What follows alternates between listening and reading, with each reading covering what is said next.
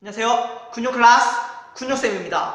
자, 오늘 항일 의병 운동에 대해서 살펴보겠습니다. 이 항일 의병 운동은 일제강점기 직전에 이제 우리나라가 점점 몰락해가는 시점에서 이것을 수호하기 위해서 양반 유생 및 평민들이 전개했던 운동이라고 살펴보면 되는데, 이 항일 의병을 주도했던 사람들은 대부분 어쨌든 양반 유생을 중심으로 전개되었다. 양반 유생을 중심으로 전개되었기 때문에 약간 그 성격이 보수적일 수 있습니다. 이런 내용들을 우리가 먼저 인지하고 출발해 보도록 하겠습니다. 자, 위정척사운동이라는 거 기억나나요? 지난 시간에 1880년대 개화와 척사가 대립하는 과정에서 이 척사운동을 위정척사운동이라고 우리가 명명했습니다. 맞죠? 자, 이 위정척사운동은 사실 실패합니다. 언제? 이모군란 이후에 철저히 실패하죠. 그리고 이모군란 이후에 실패한 위정척사운동은 어떻게? 의병운동으로 계승됩니다. 사실 이 위정척사운동을 전개했던 사람들 대부분이 양반 유생이었습니다. 대표적인 세력이 누구였냐면은 최익현. 보수적인 양반 유생을 대표하는 사람이었고, 이 사람 나중에 일본에 끌려가서요, 굶어 죽습니다.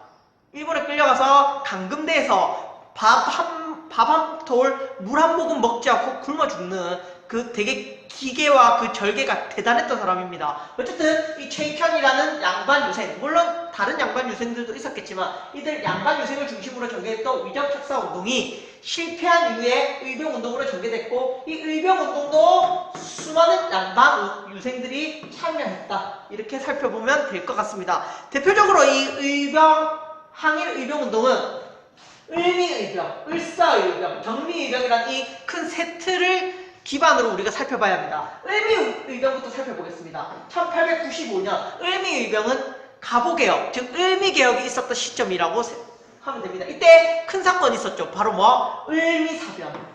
을미사변은 명성황후가 일본에 의해서 죽임을 당한 사건입니다. 이때 당연히 양반 유생들이 반발을 했겠죠. 또 하나의 사건, 을미개혁에서 단발령이 있었습니다. 단발령. 이 단발령은 기존의 양반 유생들의 머리, 상투 있죠. 이것을 싹둑 자르는 거였죠. 실제로 고종이 가장 먼저 머리를 자르면서 상투를 자르고 와서 짐이 머리를 잘랐으니 너희들도 잘라라, 이렇게 선언을 하게 됐습니다. 이 단발령에 반발한 겁니다. 이 단발령에 반발해서 지난 시간에 뭐 신의 머리를 자르는 것은, 부모가 주신 머리카락을 자르는 것은 불효다. 그렇기 때문에 차라리 머리카락을 자를 거면 내 머리를 잘라라, 이렇게 주장하는 양반 유생들이 많았다고 했죠. 그래서 명성황후가 죽은 사건과 그리고 머리를 자르라고 하는 단발령에 반발해서 일어났던 사건이 을미의병입니다. 그런데 이 을미의병은 아간파천으로 고종이 도망가고, 그러면서 고종이 도망가면서 을미개혁이 흐지부지 됩니다. 고종이 아간파천으로 러시아 공사관에 도망가니까 단발령이 흐지부지 되고 이러니까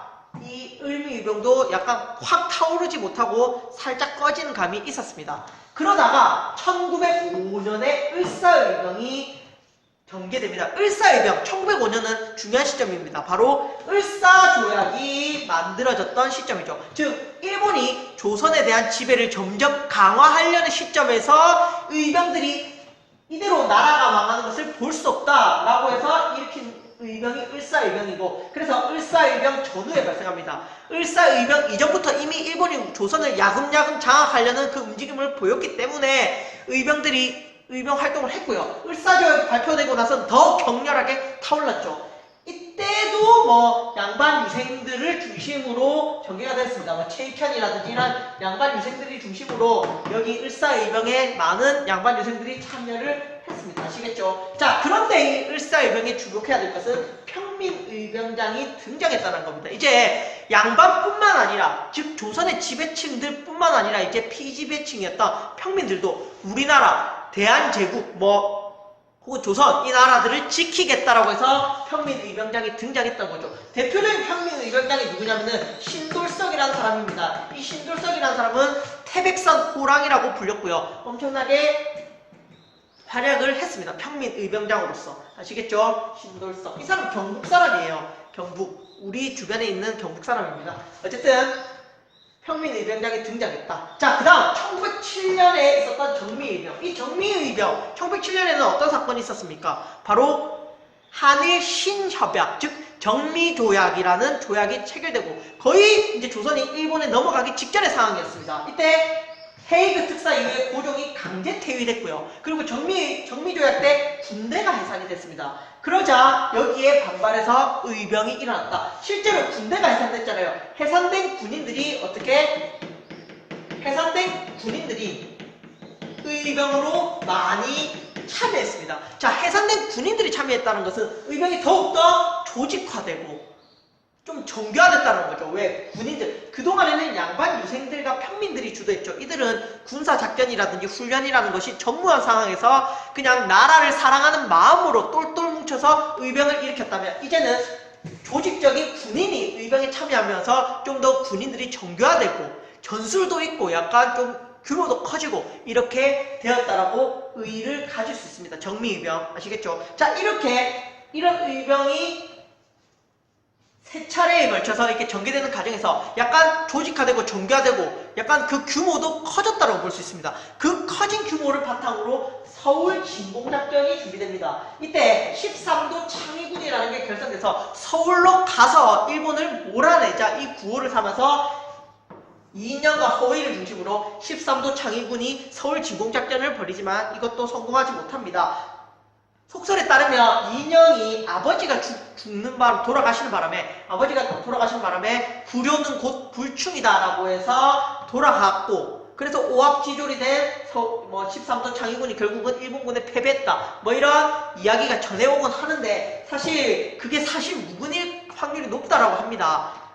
사실 이 이야기는 일본이 이 의병을 비꼬기 위해서 약간 의병 활동을 폄훼하기 위해서 약간 평가절하하기 위해서 일본이 의도적으로 퍼뜨린 얘기가 아닐까 이렇게 주장하는 학자들도 사실 많습니다. 어쨌든 이인영이 서울 진공작전 과정에서 사라진 건 사실이고요. 이인영 아래 부대장이었던 허위라는 사람이 이 서울 진공작전을 수행했지만 결국은 사실 이때 서울 진공작전에 모였던 인원, 13도 창의군 인원이 1만이었습니다. 1만의 병력, 사실 작은 수는 아니었지만 일본군을 대항하기에는 사실 쉽지 않은 병력이었습니다. 그렇기 때문에 결국 실패했고요. 어쨌든 이들이 목숨 바쳐서 나라를 구하려고 하는 마지막 꿈틀거림을 했다라는 거. 이들이 이렇게 의병 활동이 모두 실패한 뒤에는 이들은 나중에 이제 독립군으로 활동을 하게 됩니다. 독립군으로. 그래서 나중에 이제 일제강점기 시기에 오면 여러가지 독립운동들이 의병활동에서 계승된 독립운동도 나오는데 그것은 다음에 일제강점기 시기에 살펴보도록 하겠습니다. 자, 오늘 이렇게 의병활동에 대해서 살펴봤습니다. 항일의병활동. 자, 여러분 잘 정리해 주시기 바랍니다. 역사는 군용쌤. 자, 오늘 여기까지 하겠습니다. 다 같이 큰 소리로 따라 읽어 봅시다. 을미의병, 을사의병, 정미의병, 13도 창의군 서울 진공작전, 을미의병, 을사의병, 정미의병, 13도 창의군 서울 진공작전.